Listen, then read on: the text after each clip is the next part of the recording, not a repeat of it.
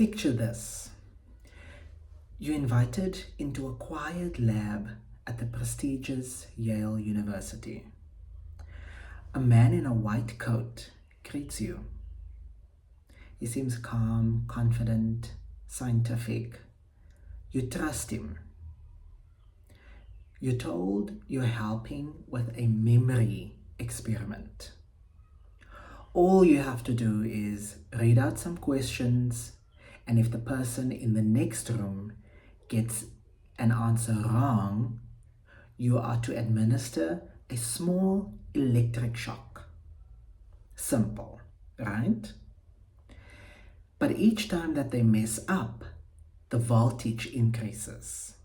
50 volts, 150 volts, 300 volts. The person behind the wall starts to scream. They beg, they plead. At 330 volts, silence. You glance at the man in the white coat. You're sweating, you're shaking. But he says the experiment requires you to continue. So, what do? This was real. This was an experiment in 1961. A psychologist by the name of Stanley Milgram sets out to answer one haunting question. Would everyday people harm someone just because they were told to? The results? 2/3 of participants actually kept going all the way to the maximum voltage, even when they believed actually that they were causing real pain.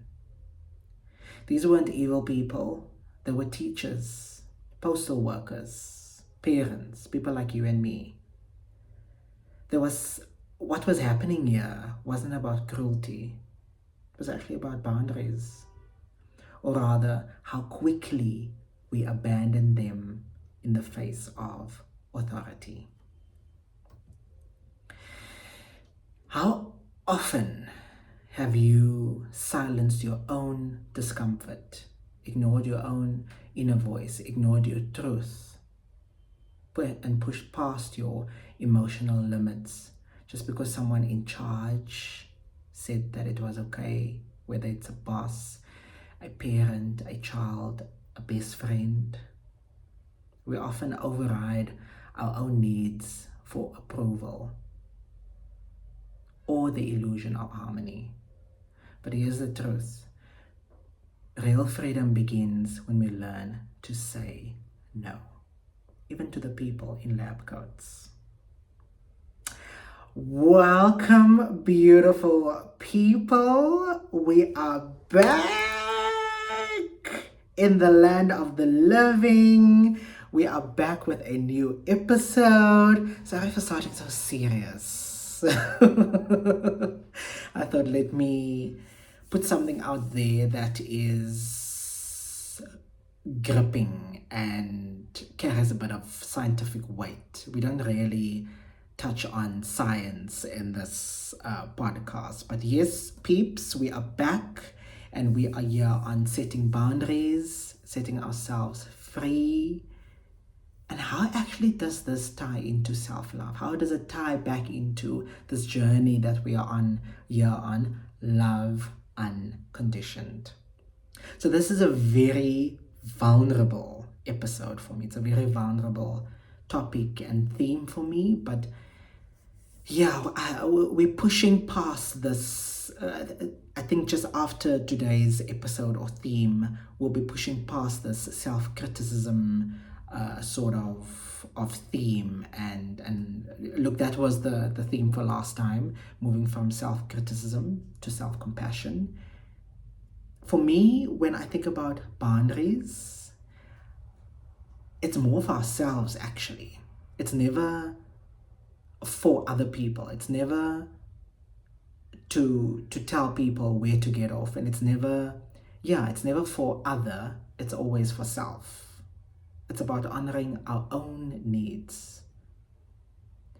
Saying no is not about being all sassy and just saying no and being mean or any of that. In fact, it makes you honest. It actually makes you honest. I know that I struggle with boundaries. So this is why this is it's a bit vulnerable for me, but also very important because we're journeying together with this theme of moving from self-loathing, self-hate to self-compassion and self-love, unconditional self-love. I know that I have always had the fear of being rejected. I still do. I really, really still do. I'll be very honest. It's just how I've been wired. And I know I've said this in the last episode of being careful of using these words of it's just how I'm hardwired. But for me it's habit. It's I feel like something that I've been taught as a child. It's something that I've just grown onto, and it's also something that I've used as a defense mechanism, weirdly enough. Whenever I feel uneasy or I'm standing out for the wrong reasons, being accepted actually makes me feel safe. That was the thing in the last podcast that I've been. In fact, I looked in the last couple of episodes where I feel like being accepted makes me feel safe. But again, I'll pose the question: at what cost? How does it continue chipping away at our authenticity? That hidden cost of, I wouldn't actually even say weak boundaries. Sometimes we just don't know. Sometimes we hear this catchy phrase of setting boundaries and telling people where to get off. And in fact, it just is not that. I do feel like the absence of saying no isn't that you have weak boundaries or you just have difficulty saying no. And I've really struggled with this in the past. I still do, I'll be very honest. But when we start training that muscle a little bit, when we start working with that muscle a little bit of, you know what, I'm actually not comfortable doing that. I'm actually going to avail myself emotionally for my needs and my desires, my goals, actually for the first time, and it doesn't make you selfish. That hidden cost of boundaries or being firm in who you are, there's emotional exhaustion, because it's like you get into situations where you don't want to be. I have been in those situations where it's like, I should have actually said no to this engagement, or I actually don't feel comfortable in this situation. I actually should have said no. That hidden cost also includes finances. Funny enough, let's be honest. I'm going to be honest here, where I have given so much because this need for me to be liked and to be accepted, and that hidden cost, not even a hidden cost, it's literally blatant, it's an obvious cost, that I actually end up with less. I actually end up with my basic needs not being met. It's such a tricky situation, because then you always become emotionally available to other people. There's this thing of loss of identity, because who am I when I'm not who everyone else needs me to be, in fact? How boundaries are an act of self-love is when we start to say to ourselves, I believe that I'm worthy. I believe that I'm worthy of peace. I believe that I'm worthy of space, in fact. I believe that I'm worthy of respect. Those are when we start to exercise these muscles. When I say it's something that we don't really, we might not have these boundaries because we just don't know how to. It's not something that you see your parents do or grandparents do. It's something that you really have to start doing within yourself. I can say though, because I feel like I do have these high, very, very high levels of self-awareness and things like that. But I can say it's a muscle that I have been starting to train and to exercise. When I actually say, you know what, I'm not comfortable hanging out this weekend. I'm actually going to read a book. And actually, that is okay. You know, we're always are wanting to say yes to engagements, but again, at what cost? We always want to say yes to people's asks. We always want to say yes to being emotionally available to other people. But again, at what cost?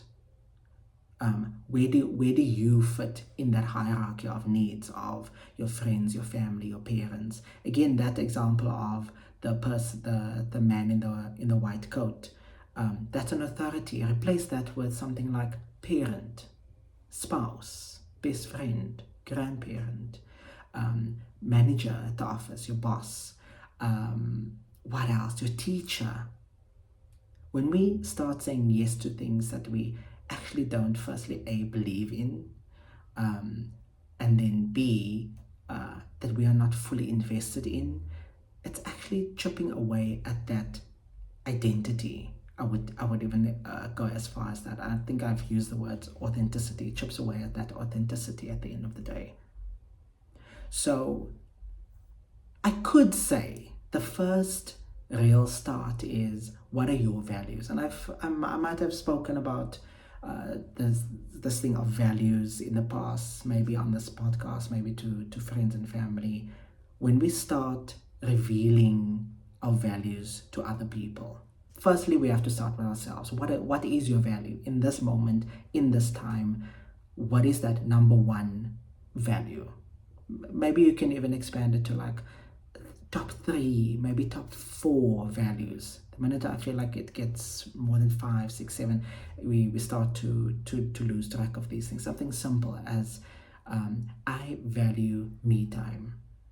I know my best friend is always about, I know you are listening to Chinese music and you have your bath on a Sunday, and he knows that, and he actually respects that, he appreciates that, he actually celebrates that. How beautiful when those closest to you can celebrate what your values are, what your boundaries are. Then it's almost like they see, okay, me time is important to Craig, me time is important to NK or Larry or whoever, but that is something that they can first and foremost respect. Then it could lead into something like, I celebrate that boundary of yours. I could actually be inspired by your boundary. You can replace me time with family time.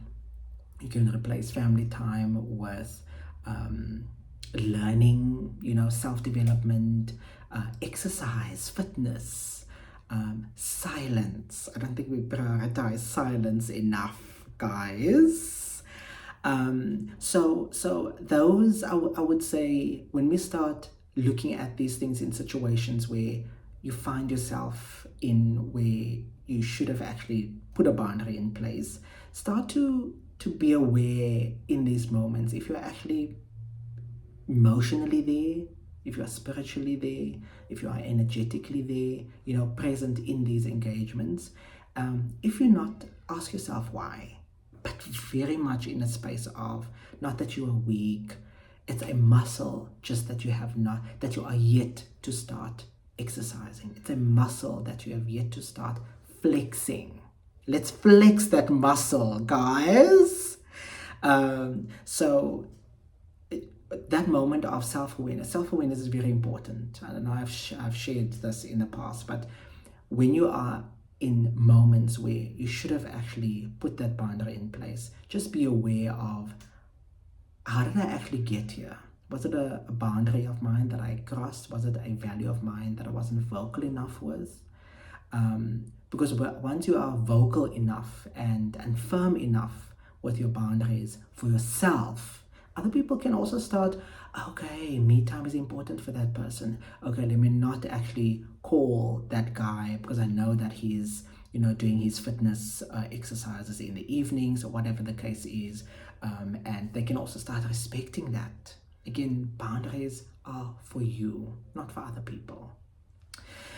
When we and I've actually had such good feedback about the exercise that we did. I think it was in the last episode about that body scan and becoming friendly with this entity of, you know, self-criticism and things like that. We could actually do something similar.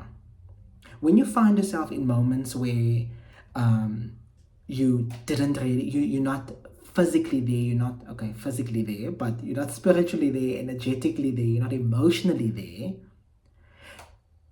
try and figure out where the discomfort is sitting.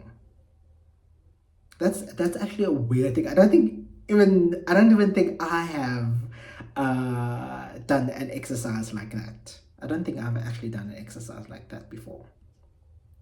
But it's worth starting. So be in the moment, but just ask yourself, where is this discomfort sitting? If I'm not physically, again, physically there, but emotionally not there, where do you feel that discomfort? Where does it sit? Where does the discomfort sit when somebody crosses a line? When somebody calls you names, or, oh, look at him having a salad instead of, you know, fries, or whatever the case is. Oh, look at him trying to you know, not have a glass of wine, or whatever the case is. How does that feel in the moment? I think I'm also going to only put these podcast episodes on YouTube so that we can actually engage and share feedback and comments and stuff. If you wanted to, as a self-reflection point, add that in the comments. Where do you feel like that discomfort sits? And for me, it's literally just below the heart. That's quite intense. Whenever I feel like someone doesn't respect me, has crossed the line, I actually get this hanging or falling gut feel. That's that's quite an intense feeling to feel. Where we can start, and I really don't think it's calling people out. I really don't think it's that, because that person's just going to feel offended. That person is just going to, you know, get all sassy up in your face. But this is how you always are. Why are you changing your tune right now? Why are you always, when you're with me, you don't want to have a drink? Why are you always attending to other people but not to me? Why are you always giving money? Ooh, why are you always emotionally available for other people but not me? You know, people can actually come at you with that. Where I feel like this thing can start to change or to shift is actually looking more inward. Am I really available? Am I really emotionally available for this person right now? If not, I'm actually going to head home. If not, I actually don't have money to support you. If not, I'm just not going to tend to other people's wounds if I have a wound of my own. Oh my gosh. It's not as easy. It's not as easy. Where I can say that I've started with this thing is, again, that self-awareness, introspection and things like that. But it's small things with, maybe give me time to think about it. I think I've slowly started doing that now with you know, people needing me to be there for them emotionally and things like that.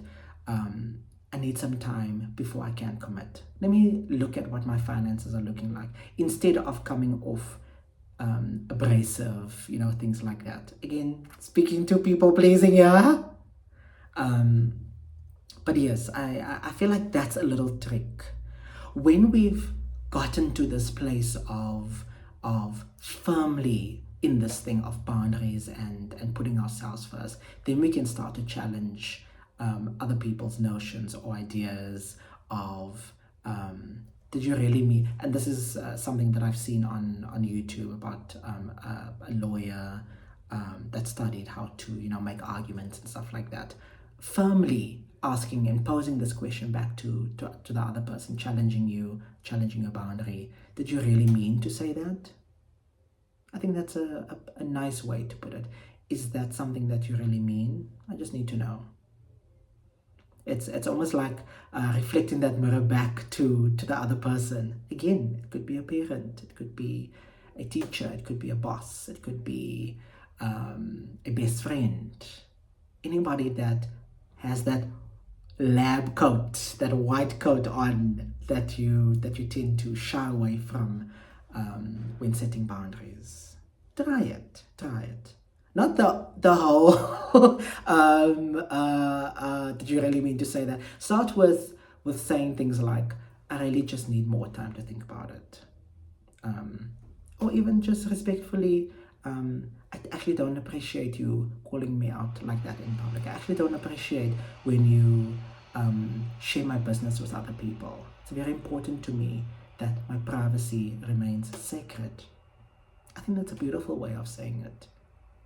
Me trusting you, and it could be even with a parent, mom, dad. I trust you. I trust you with my with guiding me. I trust you with your wisdom, with your experience of life.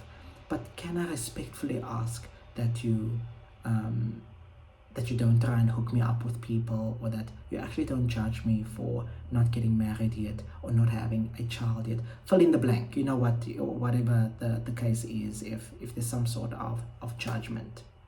But it has to start with you. It has to start with you. You can't laugh when other people are saying, "Ooh, you're so fat." What the? You actually can't laugh. Yes, if it's like if you want to brush it off and it's you're not offended by it or whatever the case is. But if it is something that's important to you, your journey, your weight, your health, or whatever the case is, if you're not going to have fries, you're actually going to have a salad or whatever the case is, or you're not having a glass of wine, all these things that society keeps expecting from us, if we can actually start with that for ourselves, not for other people. Eventually, I would even say, when people start to see, okay, gosh, that's actually a boundary that Craig set over there. That's actually a boundary that Radlin set over there. I need to follow suit and actually respect that. It's for other people to also start seeing this identity of yours, that that person is actually being authentic. I need to respect that, you know? So very, very important. I think if there's anything that we take away from this podcast today, is that boundaries are for ourselves. Other people can continue doing what they need to. They can judge us, they can loathe us, they can hate us for setting these boundaries and keeping our promises to ourselves sacred.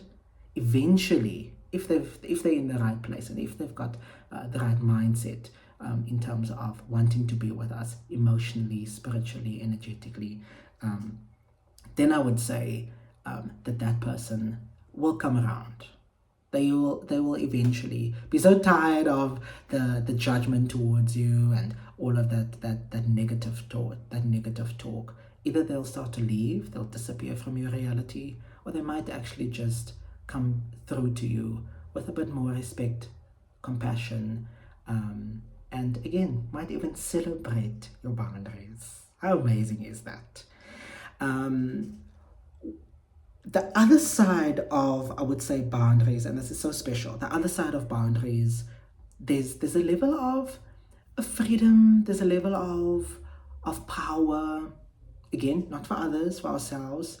There's a level of self-empowerment, actually, but there's a level of freedom to a point where we don't need to be in situations where we actually don't want to be in. We're not in situations where we are not tending to our wounds and always tending to other people's wounds. You know what I mean?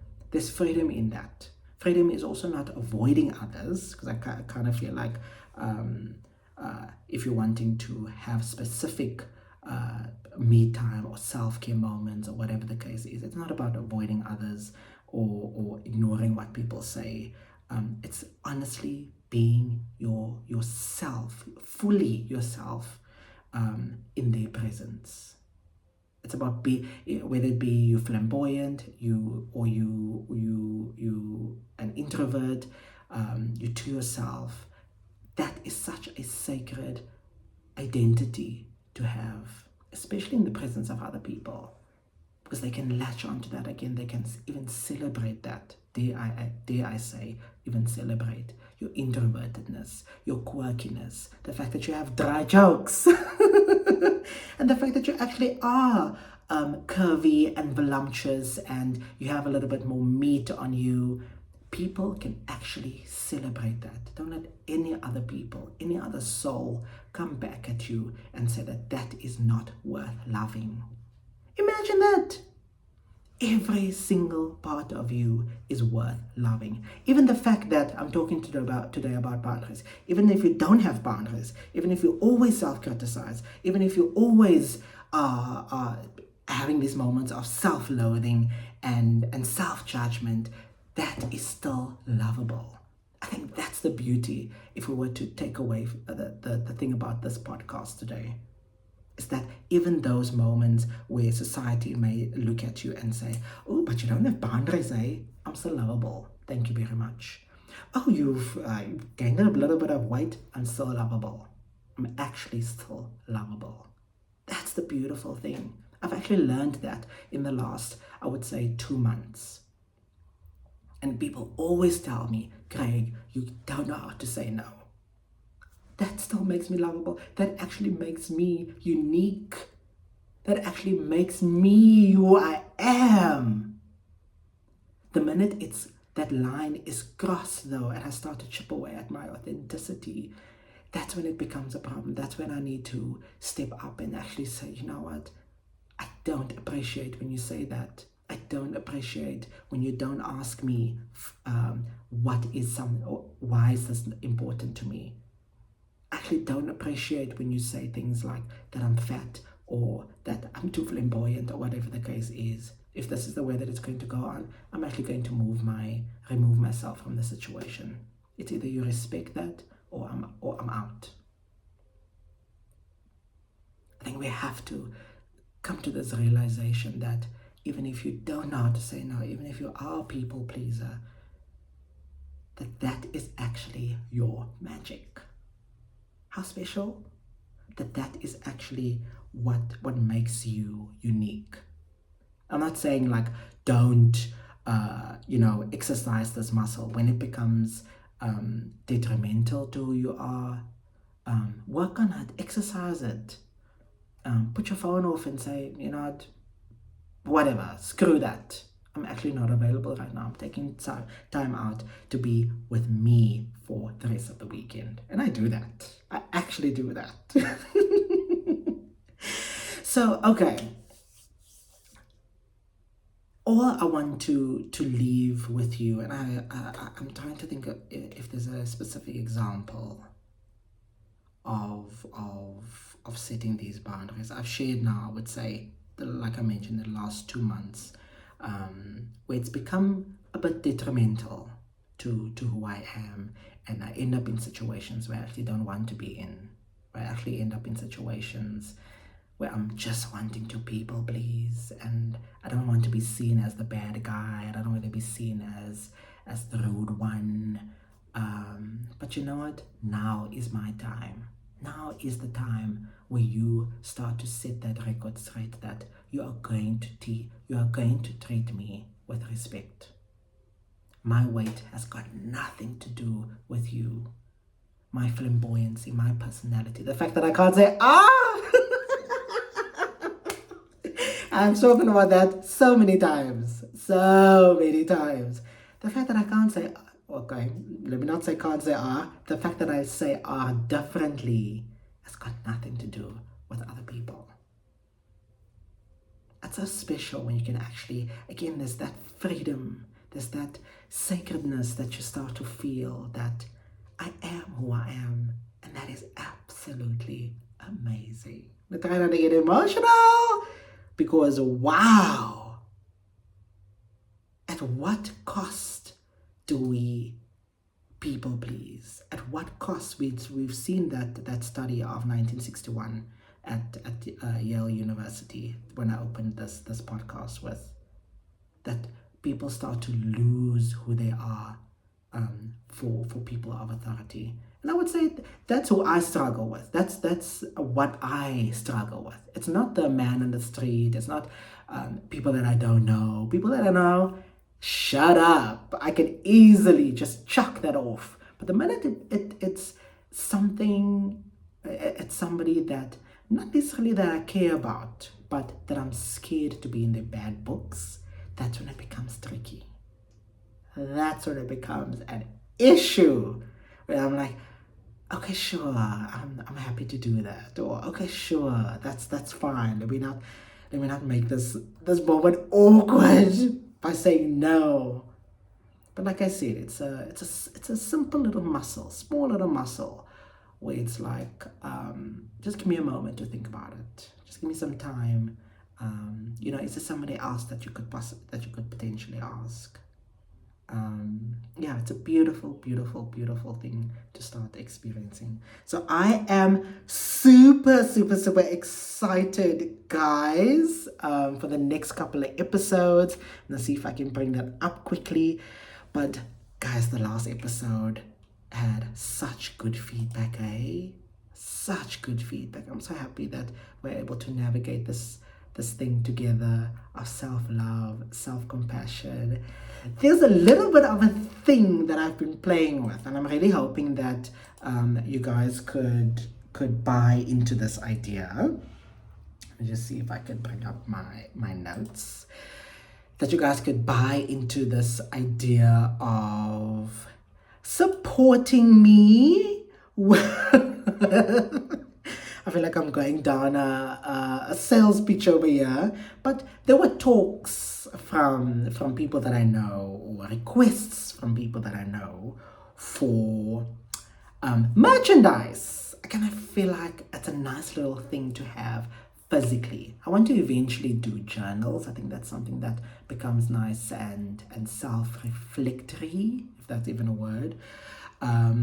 So that would be the eventual goal in mind. But we could start with simple things like a t-shirt, a love unconditioned t-shirt. I got very excited when I saw the designs. But if you are keen, let me know. I think that would be absolutely exciting if we can start to. And it's not about glorifying this channel or this podcast. It's about this physical reminder that I am important. I do matter. My needs can be met first. And those are some of those nuances I actually want to carry into a little journal, a little notebook, something you can just carry with you and just jot down those moments where it actually makes you feel yucky. And there's that negative self-talk, but reflecting that into something that is beautiful and soft, compassionate. So let me know if that is something that you guys could tune into and embrace. So I am very, very, very excited for episode 7, The Power of Self-Care. This is where I feel like it starts to become light now. It starts to become self-empowering. It starts to become exciting. I feel like we've done like the difficult stuff now. We've done a lot of the introspection and So yes, episode 7, The Power of Self-Care, highlighting the role of self-care in fostering self-love. You know what I mentioned in the past, the candle, while you are in the shower, and harp music. Guys, on harp music, I got so teary and emotional the other morning. I was busy writing some notes, but I had harp music playing in the background. I couldn't stop crying. Tears of joy though, tears of joy. Tears of joy, tears of gratitude. It was just so beautiful. So try it. Then episode 8, embracing our wholeness, guiding ourselves to love ourselves wholly, fully, flaws included. Excited for that. The beauty of imperfection, letting go of perfectionism and embracing individuality. and I'm so excited for the last episode. I don't know what we're gonna do post episode 10. But episode 10, rewriting our story, empowering ourselves to reclaim and reframe our life narratives. I think I'm gonna be very emotional for episode 10, guys, because that might be the last. If there's interest for us to, and I was very intentional with having only these 10 chapters or 10 episodes or whatever the case is, so that it's just one journey. We're not carrying on, and we're not belaboring the point of self-love and self-compassion, all of those things. It is being intentional, and if people want to refer back to these notes and these things, we could. But if there's interest, post episode 10, we could just do fun things, have a couple of guests on the show. I might have identified 1 or 2 little guests. But then we could play around. We've done the hectic work, we've done the introspection, we've done all of those things. We've done the heavy lifting. Then it's just, we can have fun, man. We can have fun. I'm looking at my notes for episode 10 and I'm already emotional. But okay, cool, Mensa. That is it for practicing. Okay, there's still the power of self-care. That will be practicing self-love, and then it's into part 3 of embracing our true selves. What are those 3 episodes? Embracing our wholeness, the beauty of imperfection, and rewriting our story. So I'm very excited for that. So there's just one more episode for this part 2 of practicing self-love. That is it, Mensa. That is it. I love you. And I mean it. The love that is within me, I reflect that back to you. I've said this before, that the same power and the same energy that are powering the stars and the moon is the same energy that runs through your beautiful veins, and that keeps your blood pumping, that keeps your heart going, that keeps your heart pure, that keeps your love pure and soft. You? Why am I emotional? What a beautiful time with you guys. What a beautiful episode. I just feel healed. I feel like something has shifted within me. Lots of love.